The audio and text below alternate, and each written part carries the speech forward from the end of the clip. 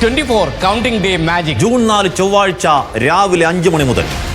വാർത്ത ഞാൻ നേരത്തെ പറഞ്ഞു. മേൽക്കൂര 200 മീറ്റർ അകലെയാണ് പതിച്ചത്. തലവടിയിലാണ് ഈ സംഭവം. മനീഷ് മഹിപാൽ ടെലിഫോണിലുണ്ട്. പറയൂ മനീഷ്, സംഭവങ്ങൾ. കൂടുതൽ രാവിലെ മുതൽ ശക്തമായിട്ടുള്ള കാറ്റാണുള്ളത്.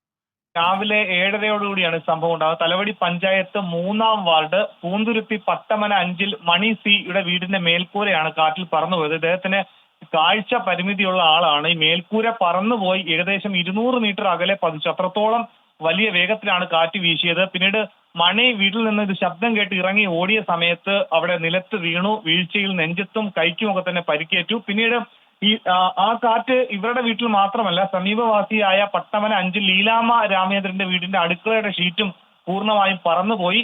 ഇന്ന് മുതൽ വലിയ രീതിയിലാണ് കനത്ത ഈ കാറ്റ്. തലവടി, എടത്വ തുടങ്ങിയ പ്രദേശങ്ങളിൽ വലിയ കാറ്റുണ്ട്. ജില്ലയിലും ഇപ്പോൾ മഴ ശക്തി പ്രാപിച്ചു തുടങ്ങിയിട്ടുണ്ട്.